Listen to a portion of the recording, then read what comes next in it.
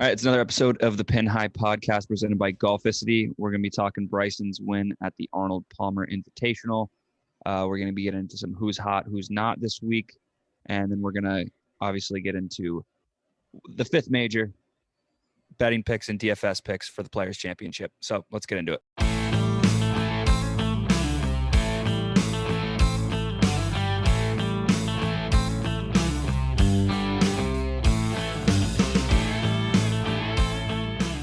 Okay, let's get inside the ropes. I mean, I feel like the highlight of the weekend was Bryson.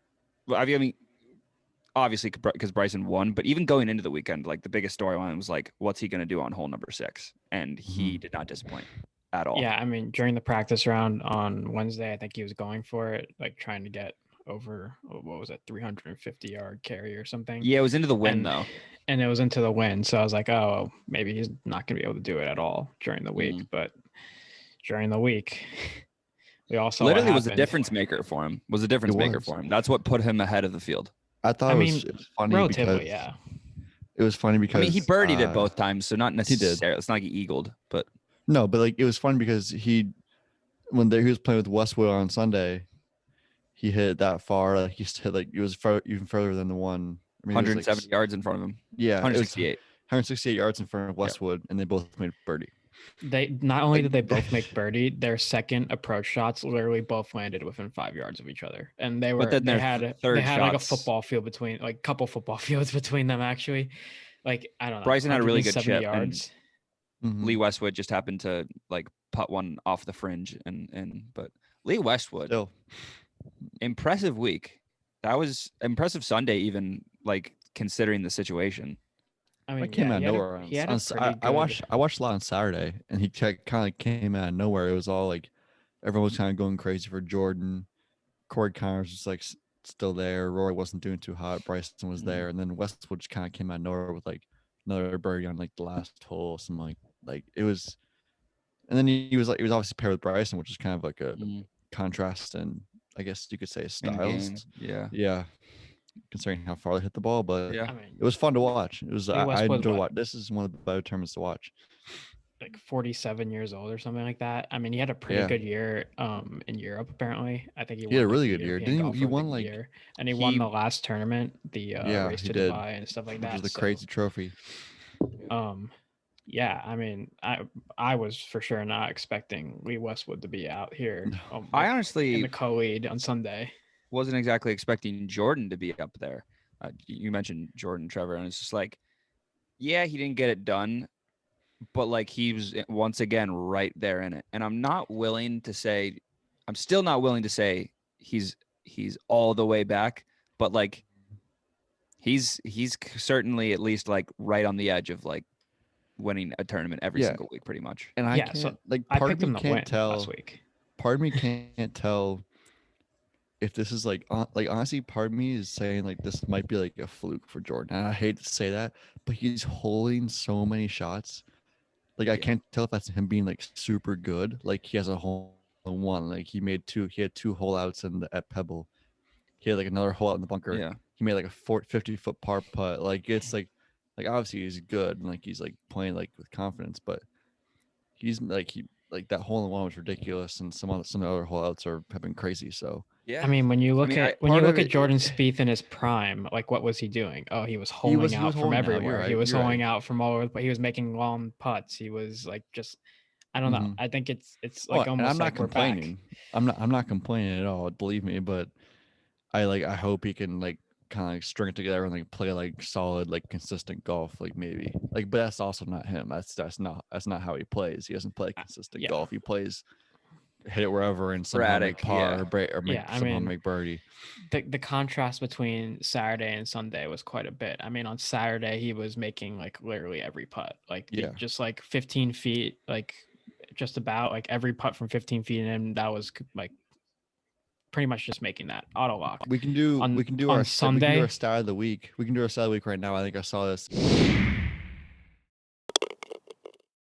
It was like on Thursday, Jordan made like 56 feet of putts, I think.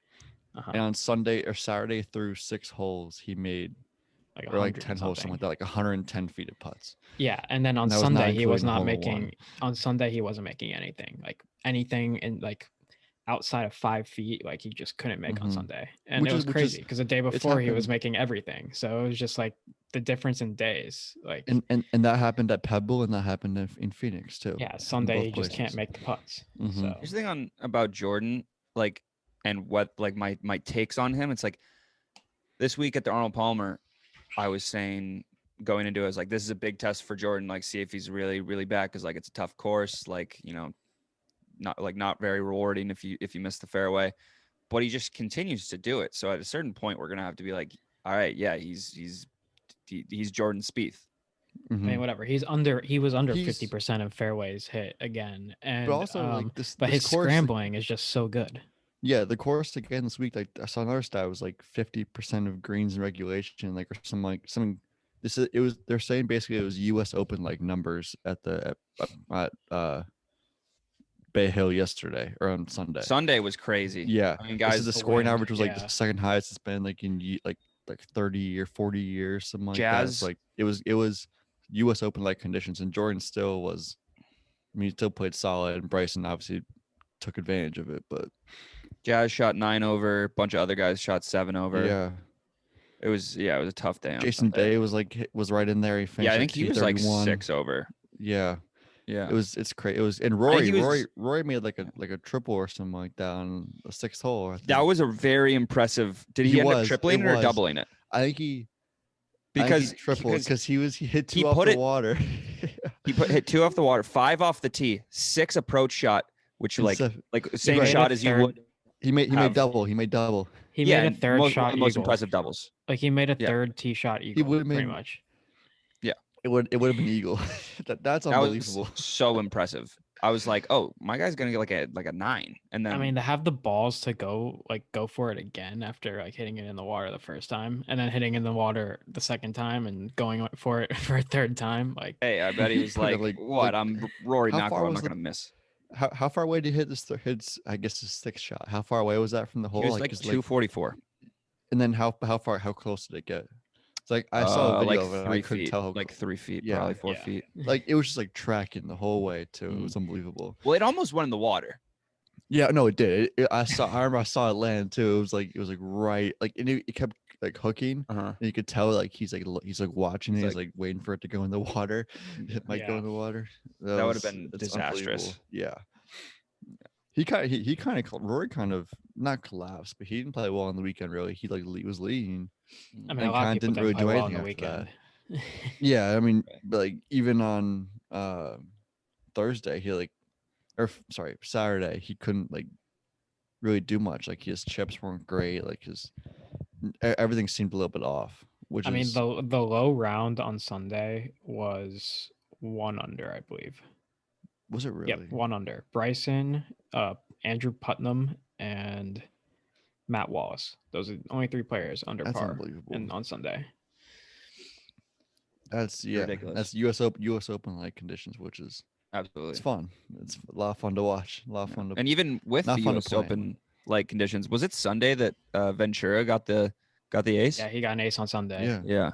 Same hole as Jazz. And then Jazz had it on Saturday, I believe, when he was playing with Max Homa. That was cool. I mean, that was the tweets. Ace Ventura. Like, yeah. I mean, you tweeted that. You just had to. Yeah, exactly. It's like don't say it. Ace Ventura. Ace Ventura. Our guy, Ace Ventura. That's what we should call him now. I think that's the new nickname, and he is our guy. We've been on him for a while. Yeah, we should try to get him on the pod. We should. We should have gotten Will Zalatoris on the pod. Such a botch on our. We should try again. Still, yeah, we should try again. Yeah. But a little news for the players. I think this came out like yesterday night. Brooks Koepka out, right knee strain. Kind of unfortunate because I low-key thought he was gonna, put up a good fight here. Play well, yeah. The way he's been playing, I would have loved to see him. Sure, he was gonna contend. For sure, I thought Brooks Koepka was like. Well, he doesn't care. It's not the healthiest he's been like a couple weeks ago, like playing, and like I just don't really know what happened here with his knee. Like, he's had the knee issue, I know, but like, I also wouldn't be surprised if he's like. I wouldn't be surprised if if it's like low flare up and he's like, I don't want to take any chances. That's also true. Yeah, like he's like strain. He's still playing Masters next month. Like he's got, like, yes, the player is big, but like it's not. Actually, this is a new injury. I'm just reading. This is a new injury. His injuries are actually to his left knee. His left knee was the one where he had like all the treatments and stuff. Tough. This is his right knee. So I just realized something. It's March 8th as we're recording this. Podcast comes out on March 10th. We're 1 month away from the Masters. I know. Yes, we are. It's kind of wild to think about considering we had it 8th through 11th, I believe. A couple months ago. 8, 9, 10, 11. Yeah. Well, I mean, we'll obviously talk about it in a month, but like, that was just such a bad Masters. I feel like I just didn't have fun watching it. The fact that DJ was winning, DJ was winning by so much, and it was on, like, honestly, NFL Sunday doesn't really help with anything. That was an issue. Yeah, very big. Wasn't fantastic. But, I know. I'm looking forward to it next month. And players, like, we didn't get the players last year. Like, it's their first players in 2 years. So. Yeah, we got one round of the players. Sorry, second round was for second last time. I was gonna say it's the first players that the podcast has covered, but not really. We kind of covered it last year. I wonder what our picks were for it, because like didn't somebody have Hideki and he was first round. I think I did. I think one of us had him. I think you did, Jeek. Yeah, and I think I was mad because he was like the first round leader and he went like 8 under on the first day. But, I think I picked like Gary Woodland, and like now a year later he's like terrible or something like that. Not terrible, but he's not doing too great. He's 6,800 on DraftKings. And that's not too hot for Gary Woodland. I mean, this is like the best field, like it is literally in like out of any field in any tournament in the world. Yeah, 48 of the top 50 players minus Koepka and Matt Wolff, which honestly Matt Wolff probably better. Probably good for him that he didn't play. Speaking of Matt Wolff, that just going back to last year, that Matt Wolff, Colin Morikawa, Victor Hovland group was so much fun to watch. The first day, I think they all went like 5 under or something. I do remember 4 or 5 under, and then obviously got canceled. But that would have been I think that tournament would have been a crazy. Fingers tournament. crossed. Right. They were all like in the top like leaderboard. I forgot about that. Fingers crossed we get the tournament this year. Yeah. Nothing bad happens. I mean, there are some. This is the week that it happened, like all the COVID stuff. I mean, it's also the week I would have been on spring break this week.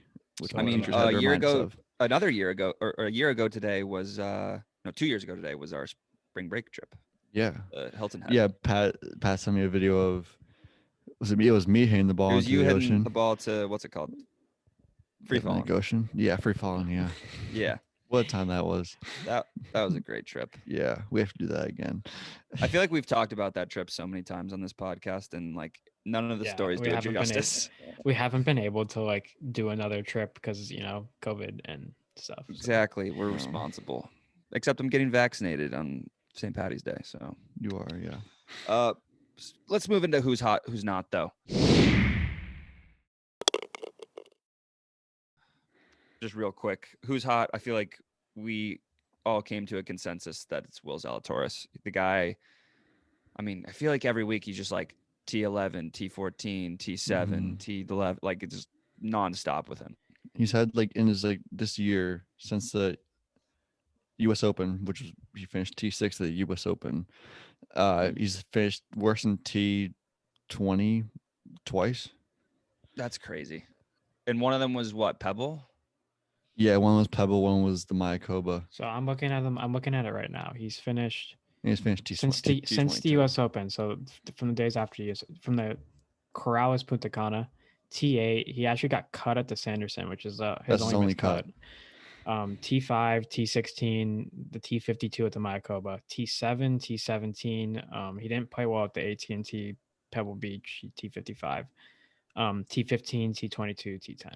And he's playing like it's not like he's playing well at like these like the Mayakoba finished T52, but he's finished T7 at the Farmers, T6 at the U.S. Open, T10 at Arnold Palmer, which is a difficult course and like a decent field, T15 at Genesis, which is a great field, and T17 at Waste Management, which is not a great field. I mean, the guy is just so pure. Like his ball striking is just unreal.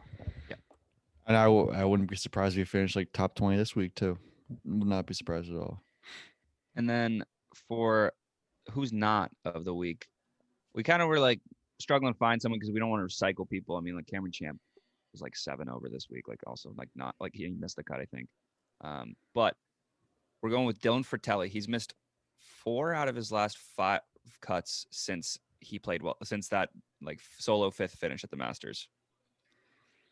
His only made cut was the Farmers Insurance, and he was 53rd. What about him at the Masters? So yeah, he's at it. I just remembered that. 86, 95th, 151st at the RSM. Like, not good. Not good from our guy Dylan. So I mean, hey, Rexbex. He might do well this week because of that. 6,500 on DraftKings. If you guys are looking for a nice little random guy, because the players I feel like just breeds random guys into the top 10. It breeds random guys, and it breeds. We'll talk about it more when we get to our picks soon, but it breeds value. I feel like too. Yes, it does. Like the value is crazy. Do we have a people's champ? I do. We do a little bit. We do. Champ. I saw this on Twitter the other day. Someone on the course yelled at Matthew Fitzpatrick saying, like, "Hey, I have you plus 5,000 to win." And Fitzpatrick was like, "I have no idea what that means, but good luck." Yeah, it's like I feel like that's just a great answer. It is a great answer. Matthew Fitzpatrick confirmed does not listen to the Pin High podcast. Yeah, no, definitely not. Yeah. I picked him last week too, and then obviously the Bryson putting his hands up in the air was like an awesome. I think that was Lee Westwood. Awesome. Yeah, I think it was even better when Lee Westwood did it. What Westwood doing was so perfect too, but Bryson like putting his hands up in the air, that was an awesome moment. Before we get into skins though, little Roback ad. You probably noticed us wearing some new Roback merch over the past few episodes, whether it was the hat both me and Jake are wearing right now. Trevor has one as well. A pullover or a collared shirt. We're partnering with Roback in 2021, and we couldn't be more excited. So head to the link in our bio, add the Roback merch you want, and you'll get 15% off just by using the link. So enjoy and crave activity. All right, and then let's get into skins with the course preview. Yeah, so this week we have the players, obviously the 5th major, as most people call it. Sixth behind the Travelers. Behind the Travelers, of course, as we call it. Behind John Deere. One of the strongest and deepest fields of the year. What'd you say, Trev? 48 out of the top 50 players are playing this week. TPC Sawgrass, probably Pete Dye's masterpiece, 72,000 and or 7,200 par 72. That's a lot of 72,000 would be well tough. That'd be a long one. Yeah. There's no 2 holes at Sawgrass that play in the same direction, which is kind of an interesting tidbit. Really? That's crazy. Yeah, and the wind could play a factor any given day, blowing in any direction. We have 17 water hazards, 88 bunkers, and Sawgrass kind of has like a random winner every year. Like when it comes to form and just like the type of player it is, it doesn't really like there's no one type of golfer that's going to win at Sawgrass. It could be guys with totally different games. So this is before last year. So the last 4 years of this tournament, the top 6 DraftKings scores were actually below the salary of 7,100, which is kind of crazy. Lots of value this week. You got some pretty small greens, so stroke gain around the greens might be an important stat this week. Also just like the ball striking stats, so strokes gained approach, par 4s gained, and just strokes gained total in general. Distance isn't necessarily needed to play well at this course, but I mean, like a guy like Bryson still will probably have an advantage just with his distance, like he does. Yeah, but there's also Webb Simpson kind of guys. Yeah, like, no. So looking at a couple of the previous winners, I mean, obviously no one won last year because this is when they got canceled. But Matsuyama actually shot 9 under in the first round. Rory McIlroy won 2019, so he's technically the defending champ. But then the year before that, you had Webb Simpson, so those are 2 completely different golfers. Siwoo Kim in 2017, obviously he's a Pete Dye specialist. Shaking it. And then Jason Day and Ricky Fowler. So a lot of different golfers. Still big names. Still big names. Yeah, big names, but a lot of different golfers there. Yeah, I was gonna say the winner, like you said, like random in the sense that like not one particular player will win. And the winner isn't necessarily like just somebody on the other side of that, just like a random player, but a lot of the top 10 sometimes is like pretty random. Like 2019, it's more so Pepperell was in the top 5. It's more so like top 10s. Like you got a guy in the final group you've never heard of before. It's kind of like that kind of stuff. It's the tournament of value. It's fun. Like I said, the DraftKings salaries below 7,100. Like that's just like those are where the high scores come from in DraftKings. Yeah. Mm-hmm. So let's get into our D Kings, but first, right over to BeatinTheBookie. What's up, everybody? It's BeatinTheBookie back again with some free plays for the TPC Sawgrass. I've got 4 free plays for this week, so let's get started. My first free play of the week is Rory McIlroy, top 10 finish at plus 225. Rory's finished top 10 back-to-back events. In his last 5 events, he's had 4 top 20s and 1 missed cut. He is the defending champion at this event, as he was a 2019 champion, and last year was canceled due to coronavirus. I think Rory finishes in the top 10, so I'm taking him at plus 225 this weekend. My second free play is on Webb Simpson, top 10, plus 300. Webb Simpson had the lowest score here winning in 2018 with a 270. It was the lowest score since 1996 in Fred Couples. Webb has been playing some good golf, and I think Webb gets it done this weekend with a top 10 finish at plus 300. You can also sprinkle Webb at plus 4,000 to be the first round leader. Whenever he plays well at these events, he usually starts pretty hot. So I look forward to a hot start from Webb Simpson, and hopefully he can get us that opening round 63. My fourth and final free play is on 2 or more holes in one at plus 275. This event has had 28 hole-in-ones spread over the 4 par 3s on the golf course. I think this weekend we see 2 golfers ace 17. We had 2 holes in one last weekend, so I'm looking forward to it this weekend, as it should be favorable conditions. So those are my 4 free plays. To sum it up, it's Rory top 10 plus 225, Webb Simpson top 10 plus 300, Webb Simpson round 1 leader at plus 4,000, and 2 or more holes in one at plus 275. Good luck, and I'll talk to you guys next week. Nice to hear from BeatinTheBookie. Let's get into our DraftKings picks. I'll go first. I don't know why, but like I just kind of had a good feeling, just a little tingly feeling about Daniel Berger at 8,800. I know, like we said, it's tournament of value, but like obviously you need to pick somebody. Like you need to pick guys who with good salaries as well. Tingly feelings, well, the little gut feels are always. They're always if they work out, and they sometimes like for us, like I feel like they usually do. Yeah, I don't know why. I'm just feeling good about Daniel Berger. I don't know. Like obviously he won at Pebble. I'm not saying that's like a comparable course, but shot really well here in the first round last year as well. I was seeing, so I don't know. I like him. Yeah, I kind of have another also like a gut, and I'm gonna go Justin Rose 7,800. Now he withdrew last week, so it's kind of risky picking somebody who withdrew. I think he said he had like a back issue, but we all know it's just because he shot a 9. Like he made a 9. Yeah, on a hole, it was a hole after he shot a 9 on. So. He made a 9. And he's like, you know what, I'm out of here. Yeah, it was a good week, but I'm out. But yeah, anyway, he withdrew last week, and his game has been slowly trending in the right direction. I mean, last week he was playing pretty well. I think he was within the top 20 at some point, maybe even within the top 10 on Saturday. So his game's going in the right direction. He's starting to come back with his ball striking. I read somewhere that he's been back with his old swing coach, Sean Foley, and that's been doing good wonders for him. So that's pretty good. And also just course history. I think he has 5 top 25s at TPC Sawgrass. So I'm going to take that into account. And 7,800, pretty low salary for somebody's whose game is kind of going in the right direction. And I mean, Justin Rose was a pretty high caliber player for a long time. And he's had a rough like year and a half now, but I think he's kind of on his way back.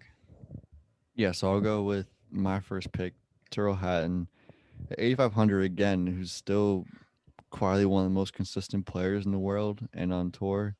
He's won recently. He's finished like he's 3 top 25s the last 3 weeks. He's 10th in strokes gained approach. You know, he's a good ball striker. 22nd tee to green, 20 strokes gained total.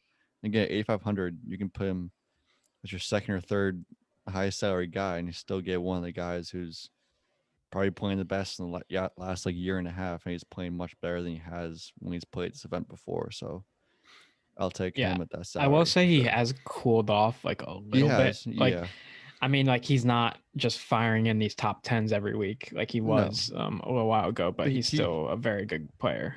He's never played great here before, but he's also never played like at this like caliber, I guess, that it has right now. So then my second pick, I love this one, Keegan Bradley, 6,900.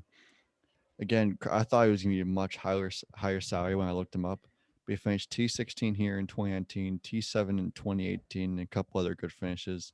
He finished T10 last week, and he finished ninth. He's ninth in strokes gained approach and ninth in tee to green.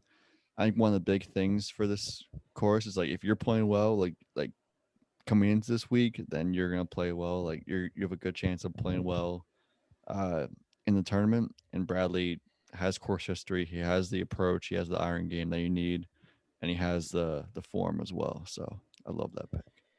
Yeah. So going into my pick, kind of a similar pick to that. I'm gonna go with Harold Varner III at 6,700. Now this is my second straight week on the HV3 train, as we call it. He's been a really good ball striker this year, which is like, you know, something that you might need at this course. And also just looking at his past players, he's made 2 out of 3 cuts at the players, and he actually has a T7 in 2018. So just taking the course history into account with his ball striking and his salary just being so low, I feel like it's a good pick at just like such a low salary. And then my last one is Christian Gesundheit. Or Bazudenhout, however you want to say it. I say Gesundheit, but he's played well the last 2 weeks. Just coming off T7 this past week. He's one of those European guys that I feel like I can target, like kind of like Fitz, kind of like even Lee Westwood. And he wasn't far off the lead after round 1 last year. I know, like I said that with Daniel Berger too. But yeah, they both played well here first round last year. 7,100, like that number that Jeek said. I like him. This guy's really good in Europe, like on the European tour. Yes, he also played. He just played really well in Europe. Just like T14, T12, like he's been pretty good in Europe. He also won the South African Open, which I mean he's South African, so that makes sense. Yeah, I have a theory or more of a strategy for this week in DraftKings. I already made like my one lineup, but I actually made money in DraftKings last week for like the first time in a while. Oh, I want to talk about that quickly. I finished one of my picks, point into the money. One of my picks last week was Louis Oosthuizen, and of course Louis did what Patrick Cantlay did last week, and he withdrew like early in the morning, I guess, right before the round. And I was in the money in DraftKings all week with a 0 from Louis Oosthuizen, and of course I finished like right outside the money because I had a guy who had 0. But if I had like any other player, it could have been somebody who got cut, I would have finished in the money. So that was a bad beat. That's unfortunate, yeah. So let me tell you the strategy that I just kind of came up with as like a secondary lineup if you want to throw something because it's the players. So you put in DJ at 11,200, and then you just target those like 7,100 and below guys. I think that could work. Just honestly. I don't know. Like, obviously, you don't have to strictly be under 7,100, but like, you'd have a fair amount of guys who are like lower valued. If you picked DJ, I mean, like DJ just has to like win pretty much. If there's gonna, or he just has to come like top 3, and then the rest of your guys have to play. Yeah, I don't know. It's an interesting theory though, because I feel like if there's one tournament where that could work, it's the players. I mean, the way to make money in DraftKings is everybody has to make the cut. Exactly. I made 6 out of 6 cuts this week for the first time in a long time. I made 5 out of 6 cuts, but really 5 out of 5 cuts. Yes, exactly. But yeah, on that note, let's get into skins. This week's worth 2 skins. We're cutting it off at minus 125 for the odds. We're going to go at 25 each week that a skin carries over now. Little side note before we get into it. I didn't pick him on the pod, but I did have Bryson and won $200 off of him. Should have picked him on the pod. Yeah, we need more clout. Your boy Donovan's been paying me like throughout the day, like steadily, because I just made so much money. Whatever. I had Jordan Spieth last. I had Jordan Spieth last week. He finished T4, so that's not bad. I was like, I wasn't sure. I wasn't sure about Jordan Spieth last week either when I was picking him, but I gotta do it. And all our winner picks on the pod finished well.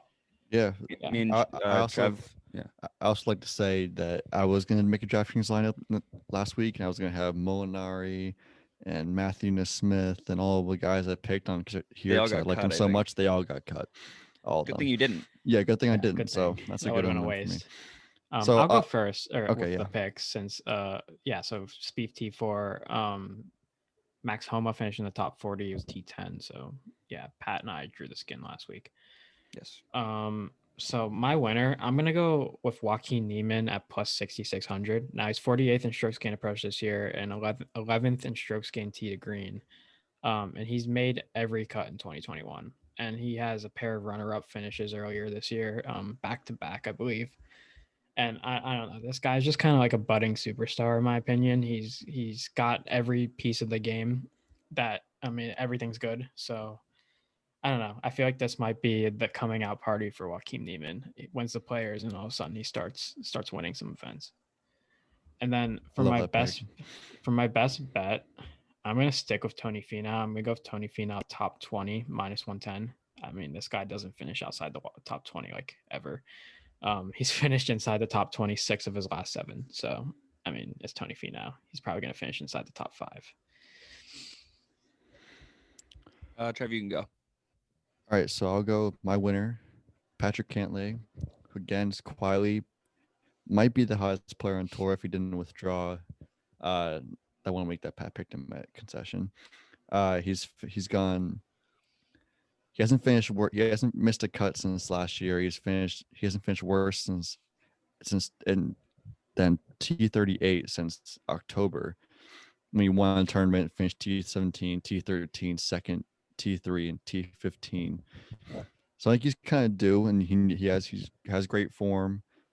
He's obviously a great ball striker. He's one of the best players in the world. At 2,200, I think is even if for one of the best players in the world, I think it's still a little low just because of how good he is. I guess just like the field is obviously amazing, but I love Cantlay this week. My best bet, I'll go with Webb Simpson top 30. At minus 125. I was honestly surprised I could even get him at top 30. I thought I'd have to get him at top 20. But great history here is to win a bunch of other top 20s, one of the best iron players in the world, and it's good form with a T17, T4, and T6 in 3 of his last 4 starts as well. That's pretty also crazy. Top 30. I like that top one. 30. Yeah. I was hoping to find someone else like top 40, but some players like just missed the cut. But then Simpson top 30, I think is. We gotta start hammering these top 40s. Like we can't. We don't get them wrong, really. Yeah, but we can't because we're not in like New Jersey. Our books don't offer that. Yeah, they don't. I feel like they don't offer top 40. If they did, I would 20. Do it. Yeah, top goes 20. Yeah, exactly. But for my winner, I've got Daniel Berger. Same thing as my high guy for DraftKings. Like I said, same reason, that tingly feeling. But the best bet. Hideki Matsuyama top 40 minus 125. I know he's been putting like really, really bad, and he's like, I don't even know what his finishes have been recently exactly, but top 40 is obviously like our bread and butter, and minus 125 obviously the cutoff. Guy shot 9 under here last year to start off before COVID happened, and I don't know. I feel like his finishes in the last 2 have been pretty good. T18 last week, T15 at the WGC. Okay, so yeah, it's not bad. Yeah, there you go. With terrible putting, which just shows you how good his ball striking exactly. is. So like, if he just maybe it's a familiar course. Has he won here before? No, I don't think so. But he was like leading last year. Yeah, obviously. Yeah, he kind of won last year. Kind of is the defending champion. Yeah, yeah. Or at least 1/4 of the defending champion. But yeah, no. So I like that one. And then for first round leader, I don't know who put this in, but Victor Hovland. I kind of like this I one. put that in. I kind of like it too. I feel like Victor Hovland's he's a hot early starter in my opinion. That's just like kind of how he plays. Yeah, he didn't play well on the weekend last week. And then he'll fade on the if he's not playing well, he'll fade on the weekend. He won't fade early on. He'll fade on the weekend. So that's just kind of fake because of the Puerto Rico curse, but yeah. Yeah. Exactly. Mm-hmm. And then let's get in the clubhouse. What are we doing this week? Are we just doing random golfers? Literally say three names. I'll say I can do. I haven't done a guess who yet. So I can. Oh yeah, you want to do that? Go ahead. Okay. I have my golfers, so I'm ready. Let me pull up the field. Let me pull up the field. Yeah. Do you have them ready? Like some like questions about like their PGA Tour profile already? I think I have them ready. So. Okay. On this field. So. We don't have the nationality props this week, so it's gonna be a little tough if he's. Oh really? American. Okay, so is he American? Yes, he's American. Okay. Again, doesn't narrow it down. Yeah. Not at all. Is he short, 5'9" or under? No. Wow, you're bringing that one out early. Okay. That's two. Eliminates guys. Has he won a major? No. Wow, this is not helping us at all. Okay. Yeah, especially because we don't have the nationality props. Yeah. Well, he is American. Would you say? So we have three right now. Would you say he's in good form right now? What do you mean good form? What do you? Top 20? Has he had top 25s in any of his last three? Yes. Okay. Dang, we're still not really. So that's 4 questions. That's 4 questions. Okay, so he's playing well. And he's American. Did he play in the WGC 2 weeks ago? No. Okay, so that kind of narrows it down a little bit because he's not in the top echelon of golfers here. Mm-hmm. Okay, so that's 5. That's 5. Yep. Okay. Is he Team TaylorMade?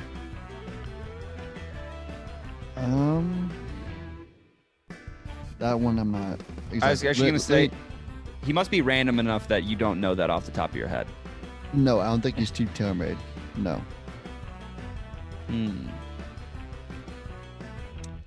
This is tough. Is that 6 questions? That's 6 questions. Yeah, I'm just like trying to figure out who's in the field this week and stuff. I will tell you he's Callaway. Okay. Am I Callaway, huh? Mm-hmm. I might have a guess, but I want to. Did he finish in the top 20 this past week? No. Oh, so it's not who I thought. Should have asked like a double question one because he might have not even played last week. True. So I'll tell 7 questions. I'll tell you he was cut last week. Oh, helps it out a little bit. I want you to guess it. So. I have a guess. How many questions have we asked? We're at 7. Is it Sam Burns? No. So that's 8. It's 8. Would you? No, I'm not gonna say that. I'm not gonna bring out that one yet. Dang, okay. I really thought it was Sam Burns, because everybody had him in their picks last week and stuff. Yeah, bro. Yeah. Okay, I've got one. Is he over or under 30 years old? Or sorry, is he? No, that's not a good question. That's not a good question. Because you can't. That's not a yes or no. That's not a good question. Well, no, you can ask if he's 30. I can ask under or over, but I need to find out this guy's age first. What's 1987? I'm not good at math. 2021 minus 19. That's older than 30 years old, I'll tell you that. Okay. So, is he over 30 years old? No. I'm just looking at people who got cut last week, and I keep clicking on people, and then it brings me all the way back to the top. You're at 8, I think. Or no, you're at 9. 9. One more question that you have to guess. I think I have my guess. If you want to ask a question, Jeek. Yeah, I'm in the middle of. I'll tell you, there's I'll tell you again. There's a specific reason why I chose this. No, I have a guess if Jeek doesn't have a question, but like, ask your question and we both get a guess. Hold up, he's ping. Okay. Hold up. I'm just looking through the people. This is tough. It is like, even just like even that guys even Callaway. Even though we've like narrowed it down to the fact that he's cut. Got cut. I told you he was cut, and like that's like which is like a big one. I think I got me. Oh, I think I know who it is. I'm just gonna ask who it is. Okay. Is it Patrick Reed? Okay, so now I have to. Why would I choose Patrick? Because he's Callaway. Now I have to guess mine. Crap, he's won a major. Is it Billy Horschel? No. Okay. Who was it? Give it to us. It was Matthew Nesmith. Oh, that's wow. Yeah, I was never gonna. And I chose him. Gotten that. And I chose him. He picked him last week. And I chose him because he went to the University of South Carolina. Oh wow. And I didn't even know that until I clicked on his I profile again this week. You click on his name, right, on Google, and he doesn't even have like a Wikipedia page. Like it just says like the day he was born and his height. Oh yeah, that's true. Yeah. I wonder if anybody listening was just like, I feel like it's possible these 2 weeks that I've gotten it wrong, or somebody got it like before any of us, and they're just yelling like, it's Matthew Nesmith. Like, come on. I'm gonna say I wasn't gonna get that one. I said I picked him for a specific reason, and this reason is because he went to South Carolina. And I literally found that out randomly. I'm like, oh, this guy went here. I thought it was. you know what? If I do guess who, like I'll pick him. Sam Burns is really who I thought it was. And Sam Burns. Honestly, Sam Burns' name was right under Matthew Nesmith's. So I like obviously saw his name like a couple times, but I just never clicked on it. I thought Pat when I said like I picked him for a reason. I thought you sounded like you had it. I'm something like, oh, okay. I didn't. I was just like looking at all the guys. I'm like, there's no one here that like. Billy Horschel also just like chirped me like that guy like after he missed a putt or something like that on Thursday. I think it was. I didn't see that. He missed a putt and then I forgot what the guy said. And Billy Horschel says he's like that's why like he looked at him. He's like clearly you could hear him say like that's why you're on that side of the ropes and that's why I'm here. My talent's just so much greater than yours. That's exactly what he says. And like people are like, that's kind of awkward. Like they should have just left it at the first part and just moved on. Yeah, that's interesting. I mean, I'm gonna be honest. I was looking at all the guys who got cut, and I was like, there's no one here that like really gives like Trevor a reason to pick him, you know. So that's why I went with Patrick Reed, because I thought maybe like it was gonna be someone like you were gonna try to sneak him in there without like giving away. And the fact that he just moved to Callaway, I think, and like all that stuff. Well, but yeah, Reed was at Callaway before for a while. I'm pretty sure. But they like just started wearing the hat or something. I don't even know. All right, I have one more segment for us, real quick, to end the episode. Just got to make sure that the person is actually playing this week. Who's gonna get cut? Who's not? Yeah. Okay. So Phil Mickelson, going to make the cut or no? No chance. Yeah, it's gonna be a no for me, dog. No. Yeah. He fell outside. Like I saw he fell like outside the top 100 or something like that. Like he's not making. He didn't. I don't think he played great in the senior tour like last week either. When was the last time he played like the WGC honestly. Week? He played in the senior tour.